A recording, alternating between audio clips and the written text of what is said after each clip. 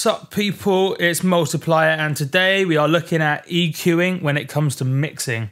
Now this is by far the most requested tutorial I've ever had by a long shot, and to be honest it's quite tricky and it's not something that there's a really kind of quick magic shortcut or magic technique. All I can really do is tell you the basic ideas, give you a few tips and tricks just to make sure that you're training your ears in an effective way and at least learning at a proper speed, because fundamentally there's no shortcuts. You need to train your ears, you need to practice, and at least hopefully with a few tips and tricks you can make sure you're doing it in the right way, because a lot of people are doing it fundamentally in a way that doesn't really work at all. So EQing when it comes to mixing, what's the point of it all? Well, fundamentally, once we've written our track, well, pretty much written it, once we've done a little bit of processing on each individual sound, and we've pretty much got each track sounding how we want to then try and fit all those tracks together. Now, you can fit them all together with compression and stuff like that later on, but you also want to fit it together in terms of balancing the frequencies, so that frequencies aren't competing and fundamentally everything kind of fits together in a really nice way. Now, the single technique that I'm going to tell you to do this is when you're applying your EQ changes to a particular track, make sure you're not, I repeat, make sure you're not soloing it. I'll say it again, make sure when you're EQing a track, let's say it's the kick, make sure you're not soloing it. You need to be making these EQ changes in the context of everything else around it. It's the fundamental thing, because I mean, I'll give you a good example. So we have this little bit of a 4-bar section here in a track I'm working on.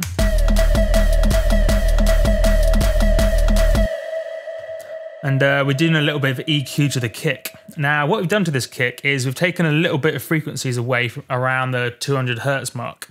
Now, the reason we did this is because there's a whole bunch of stuff happening at 200 Hertz for a bunch of snares. It's quite a common thing for snares for them to hit around 200 Hertz.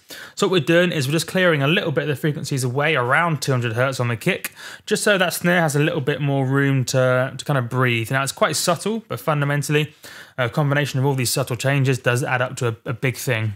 However, if we'd soloed this kick and done these changes, it would have made the kick sound worse. So I'll show you. So if we solo the kick and turn it off, sounds a bit like this. And what I'll do is after 2 bars, I'll turn on the EQ change and see if you can hear how it sounds very, very slightly worse.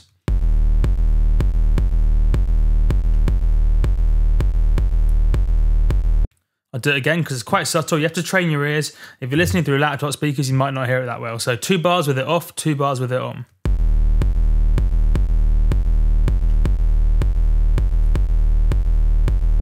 So it's quite subtle, it just takes away a little bit of that weight. Again, it's only subtle, but a little bit of the weight around 200 Hertz.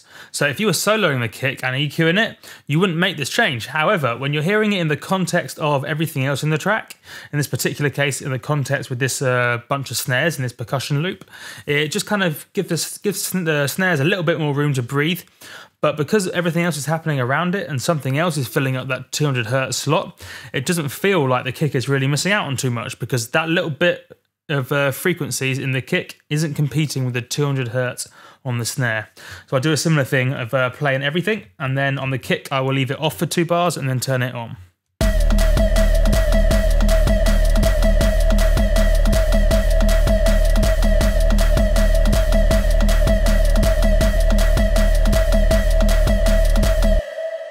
Again, it's super subtle, you may not have heard it, but you do this 20, 40, 50 times, all these little subtle changes really adds up to a clean mix.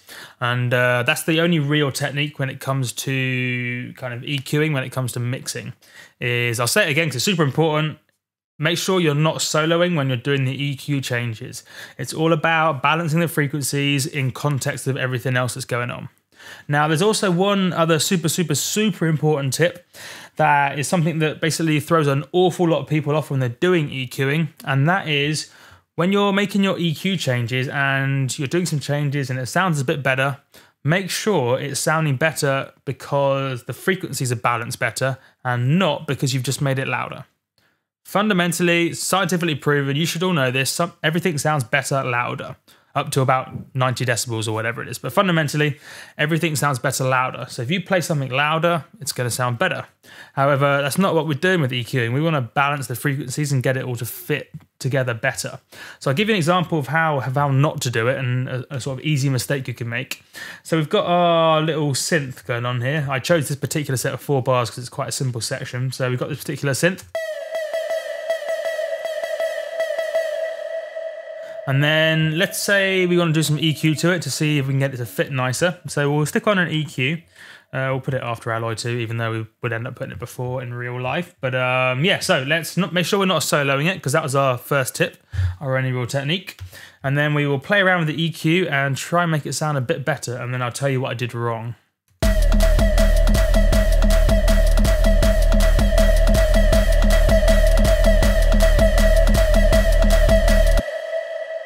Cool. So what I do, I'll turn it off for 2 bars and then on for 2 bars so you can hear the change I made.